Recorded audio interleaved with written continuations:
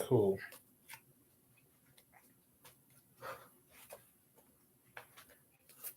All right. Time to read my favorite book on managing yourself. If you read nothing else on managing yourself, read these definitive articles from Harvard Business Review. Hmm.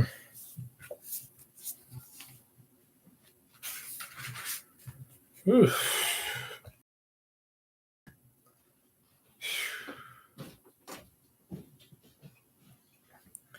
Anyway, managing oneself, 13.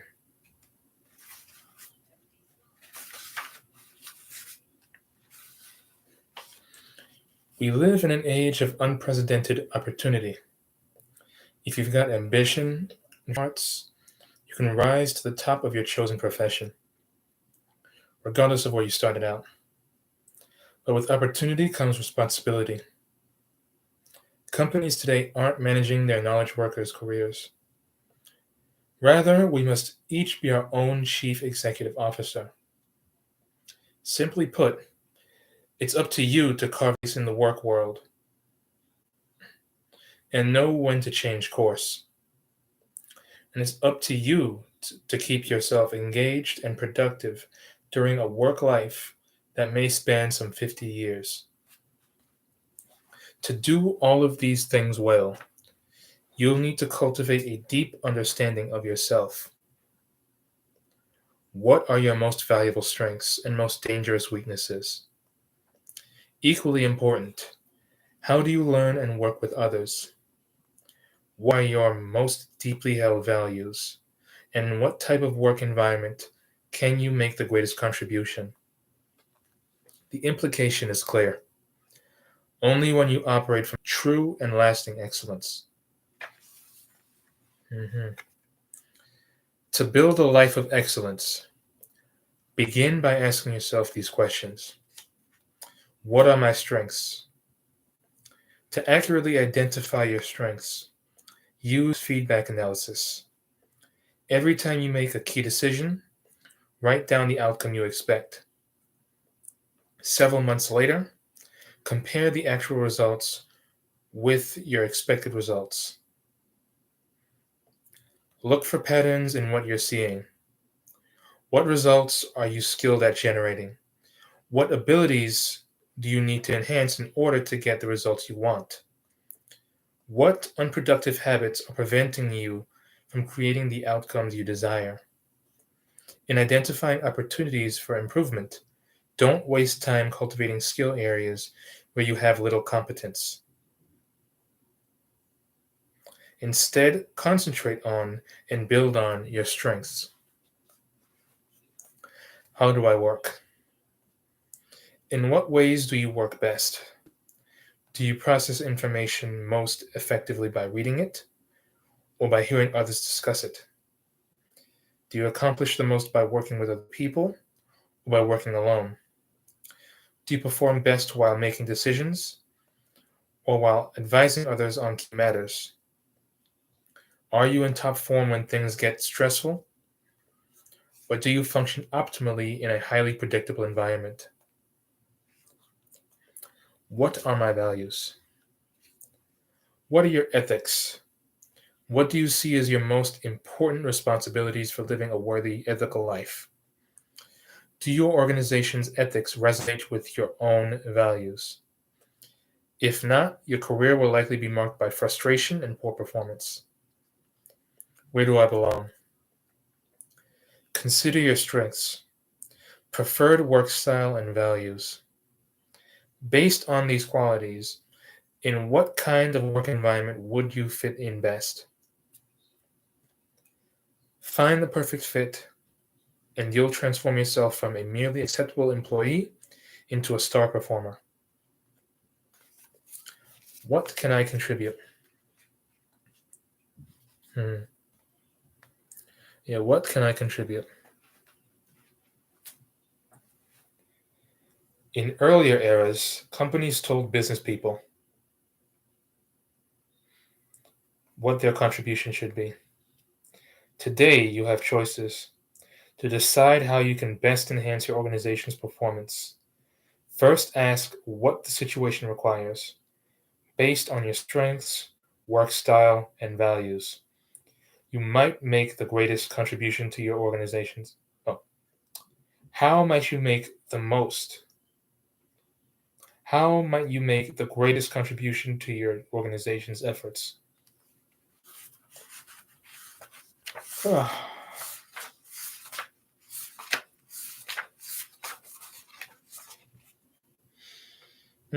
Management time. Who's got the monkey? 33. 33.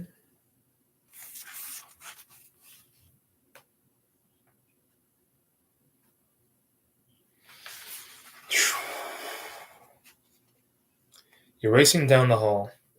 An employee stops you and says, "We've got a problem." You assume you should get involved, but can't make an on the spot decision. You say, "Let me think about it." You've just allowed a monkey, or in this case, a problem, to leap from your subordinate's back to yours. You're now working for your subordinate. Take on enough problems, and you won't have time to handle your real job, fulfilling your own boss's mandates and helping peers generate business results. How to avoid accumulating problems. Develop your subordinate's initiative, says Onken and Wass. For example, when an employee tries to hand you a problem, clarify whether he should recommend and implement a solution, take action, then brief you immediately, or act and report the outcome at a regular update. When you encourage employees to handle their own problems, they acquire new skills and you liberate time to do your own job.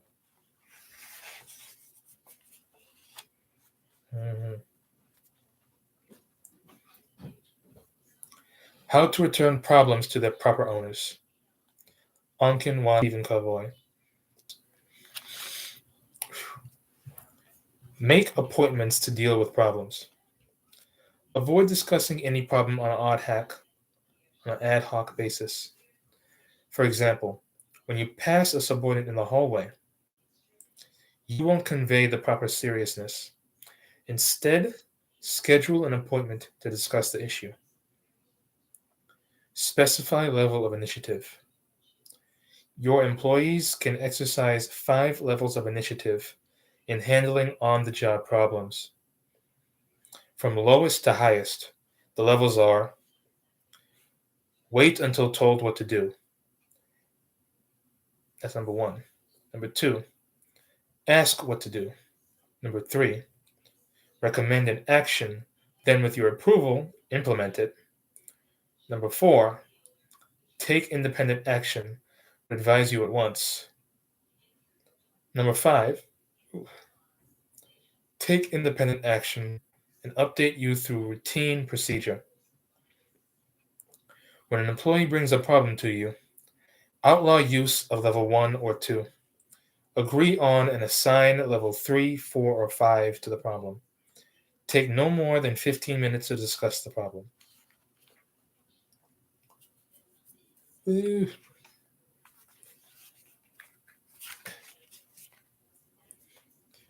Agree on a status update. After deciding how to proceed, agree on a time and place when the employee will give you a progress report. Examine your own motives. Some managers secretly worry that if they encourage subordinates to take more initiative, they'll appear less strong, more vulnerable, and less useful. Instead, cultivate an inward sense of security that frees you to relinquish direct control and support employees' growth. Develop employees' skills. Employees try to hand off problems when they lack the desire or ability to handle them. Help employees develop needed problem-solving skills. It's initially more time consuming than tackling problems yourself, but it saves time in the long run. Foster trust. Developing employees' initiative requires a trusting relationship between you and your subordinates. If they're afraid of failing, they'll keep bringing their monkeys to you. They'll keep bringing their problems to you rather than working to solve their own problems. To promote trust, reassure them that it's safe to make mistakes. Mm. Ooh, my spine. How resilience works. 47.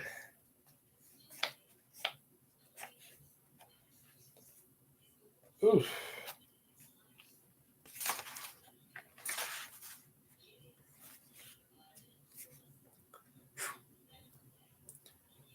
These are dark days.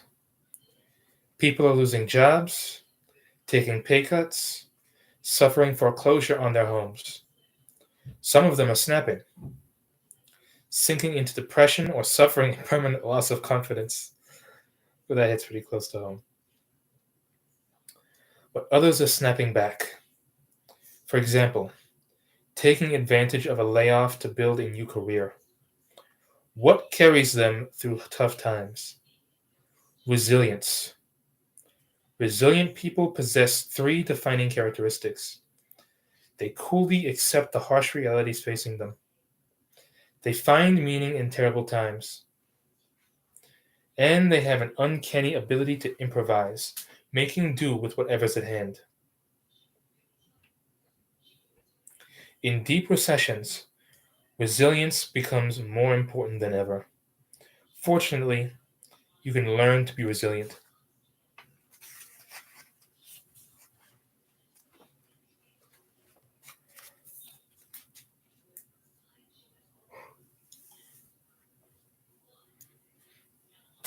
Resilience can help you survive and recover from even the most brutal experiences. To cultivate resilience, apply these practices. Face down reality. Instead of slipping into denial to cope with hardship, take a sober, down to earth view of the reality of your situation.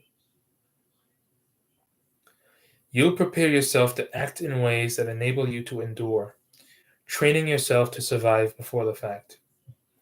Admiral Jim Stockdale survived being held prisoner and tortured by the Viet Cong in part by accepting he could be held for a long time. He was held for 8 years. Those who didn't make it out of the camps kept optimistically assuming they'd be released on shorter timetables. By Christmas, by Easter, by 4th of July. I think they all died of broken hearts, Stockdale said. Search for meaning. When hard times strike, resist any impulse to view yourself as a victim and to cry, why me? Rather, devise constructs about your suffering to create meaning for yourself and others. You'll build bridges from your present day ordeal to a fuller, better future. Those bridges will make the present manageable by removing the sense that the present is overwhelming. Austrian psychiatrist and Auschwitz survivor Viktor Frankl realized that to survive the camp, he had to find some purpose. He did so by imagining himself giving a lecture after the war on the psychology of a concentration camp to help outsiders understand what he had been through. By creating above the sufferings of the moment. Continually improvise. When disaster hits, be inventive. Make the most of what you have. Putting resources to unfamiliar uses and imagining possibilities others don't see. Mike founded a business with his friend Paul, selling educational materials to schools, businesses, and consulting firms. When a recession hit, They lost many core clients. Paul went through a bit of divorce, suffered a depression, and couldn't work.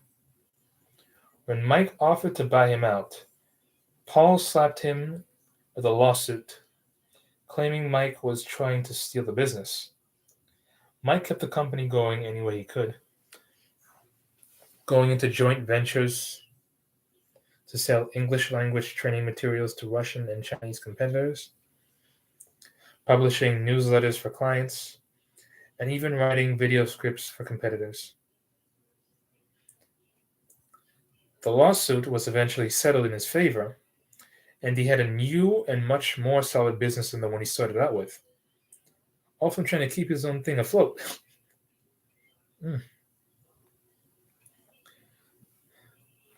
So yeah, be inventive.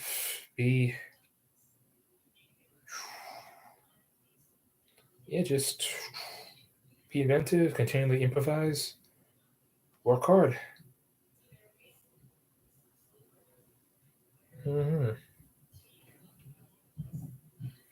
He got pushed. He ended up having to do everything he had to.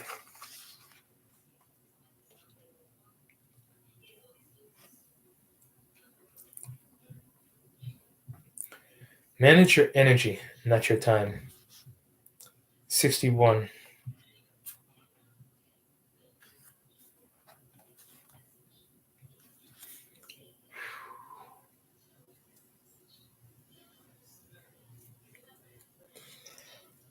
Oh.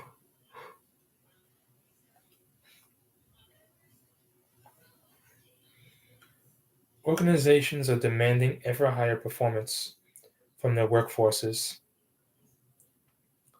People are trying to comply, but the usual method, putting in longer hours, has backfired. They're getting exhausted, disengaged, and sick. And they're defecting to healthier job environments. Longer days at the office don't work because time is a limited resource. But personal energy is renewable, says Schwartz and McCarthy. By fostering deceptively simple rituals that help employees regularly replenish their energy, organizations build workers' physical, emotional, and mental resilience. These rituals include taking brief breaks at specific intervals, expressing appreciation to others, reducing interruptions, and spending more time on activities people do best and enjoy most. Help your employees systematically rejuvenate their personal energy, and the benefits go straight to your bottom line. Take Wachovia Bank. Participants in an energy renewal program produced 13 percentage points greater year over year in revenues from loans than a control group did. And they exceeded the control group's gains in revenues from deposits by 20 percentage points. So basically, from that, participants who had their particular needs taken care of,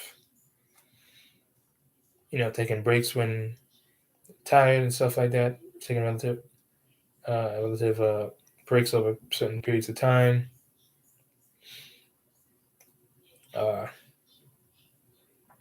doing fun stuff with employees, like a little break, something.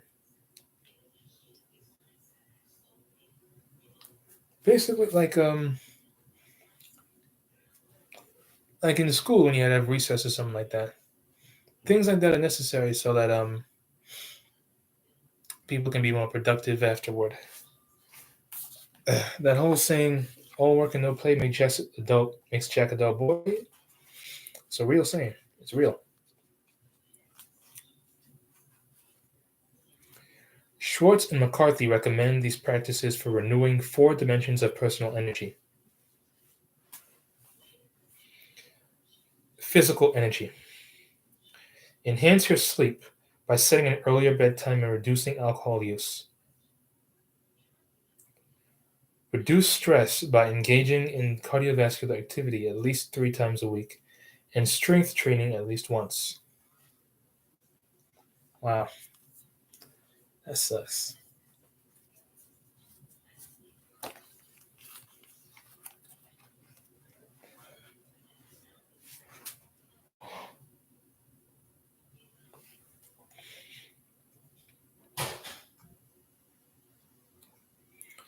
Eat small meals and light snacks every 3 hours. Learn to notice signs of imminent energy flagging, including restlessness, yawning, hunger, and difficulty concentrating. Take brief but regular breaks away from your desk at 90 to 120-minute intervals throughout the day. hmm I can do that. Emotional energy. Diffuse negative emotions, irritability, impatience, anxiety, insecurity, and insecurity through deep abdominal breathing. Fuel positive emotions in yourself and others by regularly expressing appreciation to others in detailed, specific terms through notes, emails, calls, or conversations. Look at upsetting situations through new lenses. Adopt a reverse lens to ask, what would the other person in this conflict say?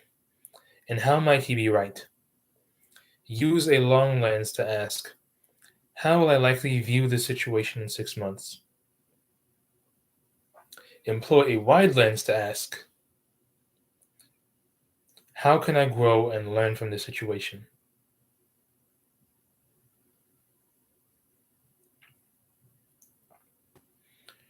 Mental energy. Reduce interruptions by performing high concentration tasks away from phones and email.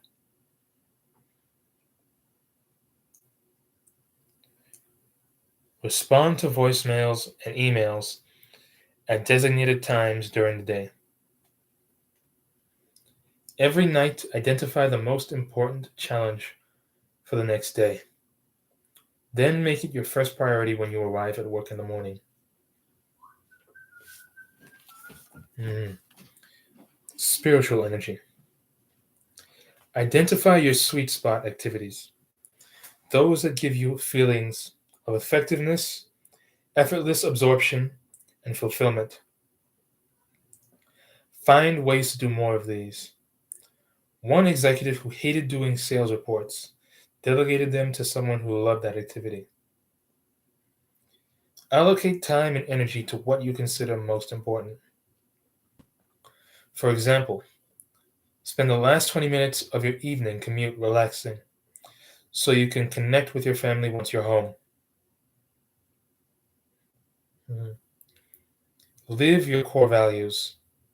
For instance, if consideration is important to you, but you're perpetually late for meetings, practice intentionally showing up 5 minutes early for meetings.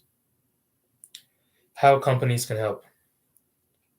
To support energy renewal rituals in your firm.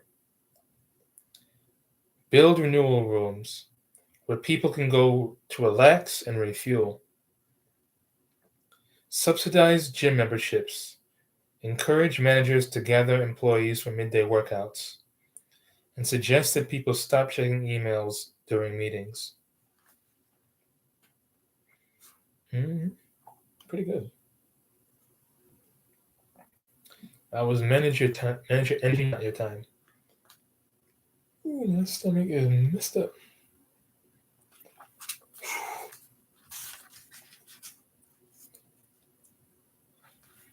Not bad. Overloaded circuits.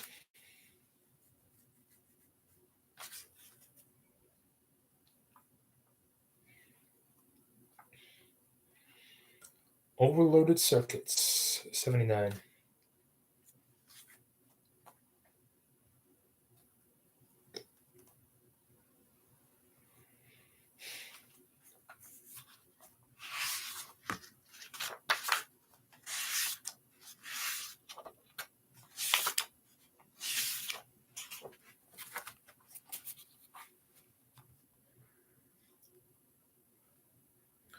Frenzied executives who fidget through meetings, miss appointments, and jab at the elevator's door close button aren't crazy, just crazed. They're suffering from a newly recognized neurological phenomenon called attention deficit trait. Marked by distractibility, inner frenzy, and impatience, ADT prevents managers from clarifying priorities, making smart decisions, and managing their time. This insidious condition turns otherwise talented performers into harried underachievers, and it's reaching epidemic proportions. ADT isn't an illness or character defect. It's our brain's natural response to exploding demands on our time and attention. As data increasingly floods our brains, we lose our ability to solve problems and handle the unknown. Creativity shrivels, mistakes multiply. Some sufferers eventually melt down. How to control ADT's ravaging impact on performance? Foster positive emotions by connecting face to face with people you like throughout the day.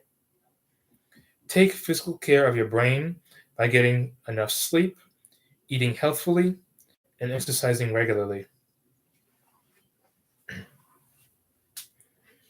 Organize for ADT. You know what? I might actually do that.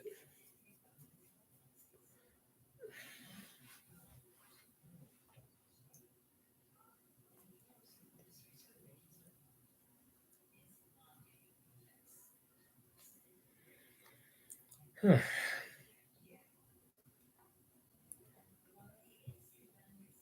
Yeah, how to control ADT's ravaging impact on performance. Foster positive emotions by connecting face to face with people you like throughout the day.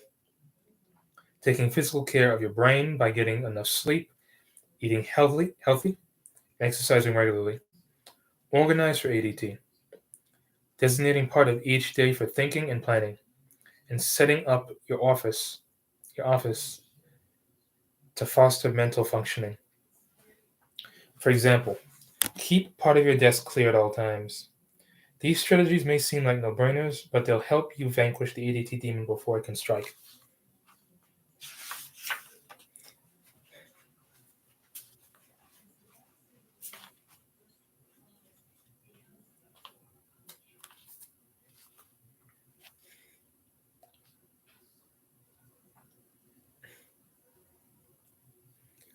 How you can combat ADT.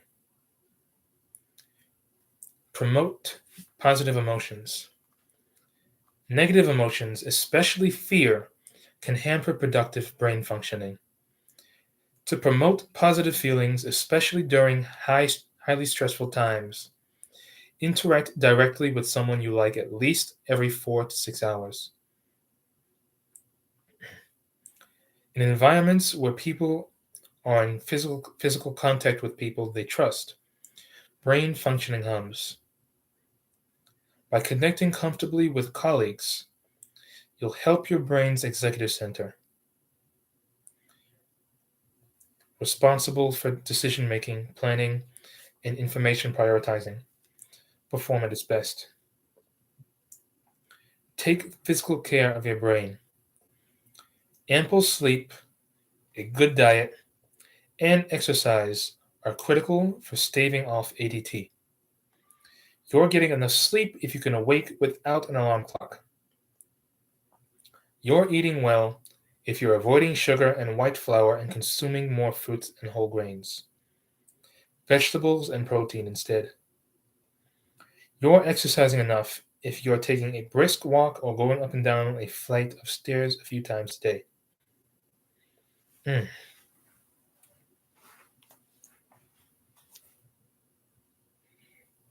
okay.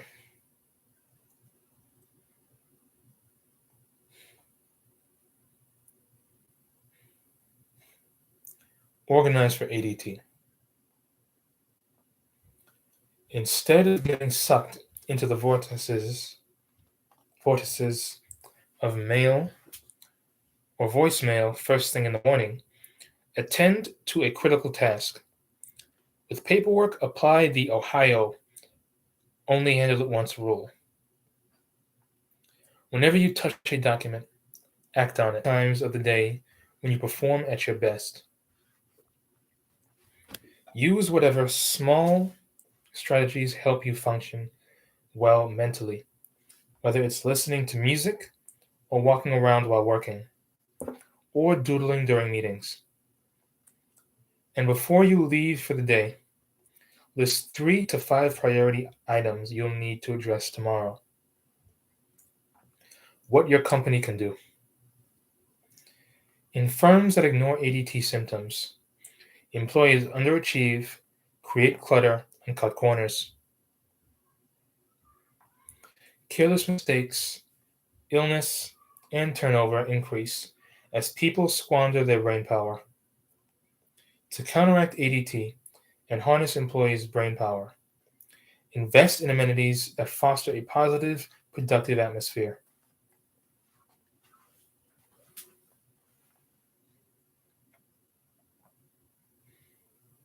Major software company, SAS Institute, creates a warm, connected, and relaxed work environment by offering employees perks such as 7-hour workday. Yeah, yeah, I did. Mhm. Ba-ba-ba.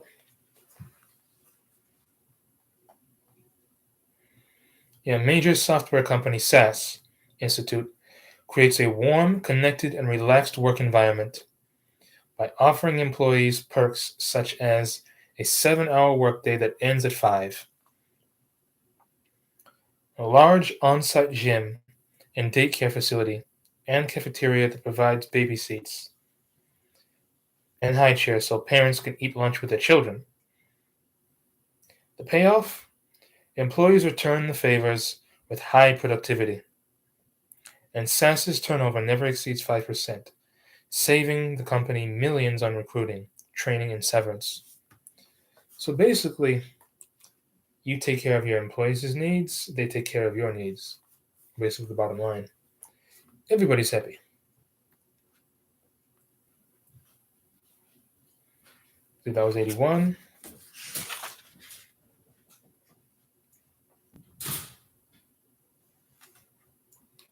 Now 97.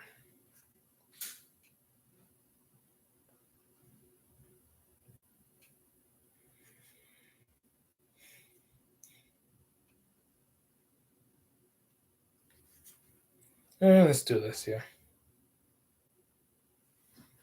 Last one. Be a better leader, have a richer life. 97.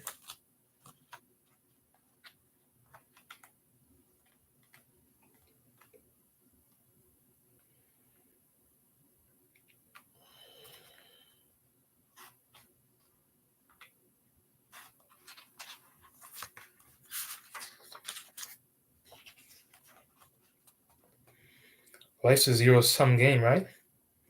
The more you strive to win in one dimension, the more the other 3 dimensions, yourself, your home, and your community, must lose. Not according to Friedman. You don't have to make trade offs among your life's domains, nor should you. Trading off can leave you feeling exhausted, unfulfilled, or isolated, and it hurts the people you care about most. To excel in all dimensions of life, use Friedman's total leadership process. First, articulate who and what matters most in your life. Then experiment with small changes that enhance your satisfaction and performance in all 4 domains. For example, exercising 3 mornings a week gives you mornings a week give you can't read all of a sudden. For example, exercising 3 mornings a week gives you more energy for work and improves your self-esteem and health, which makes you a better parent and friend.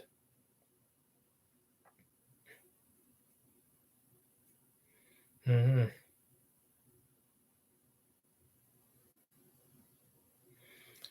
Friedman's research suggests that people who focus on the concept of total leadership have a 20% to 39% increase in satisfaction in all areas of their life, and a 9% improvement in job performance, even while working shorter weeks. Mhm.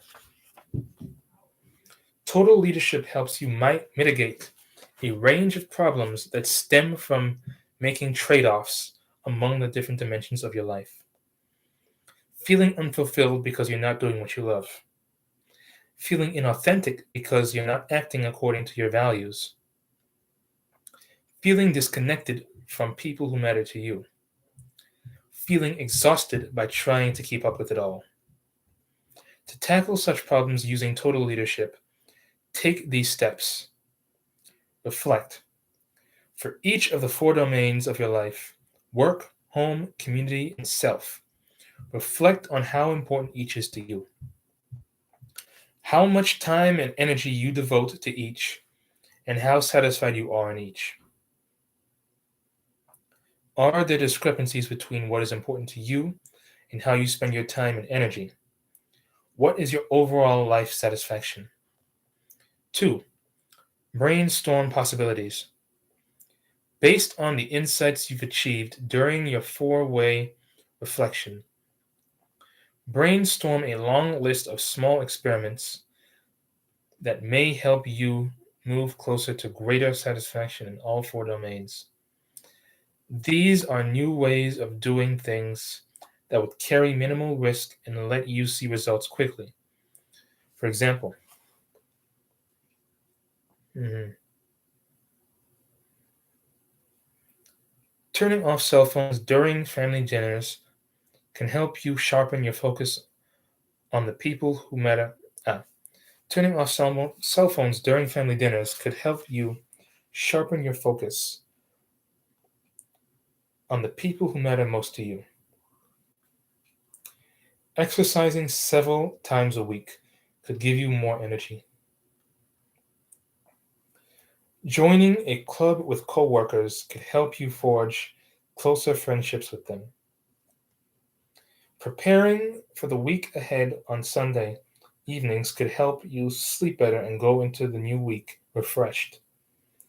Choose experiments. Narrow the list of experiments you've brainstormed to the 3 most promising.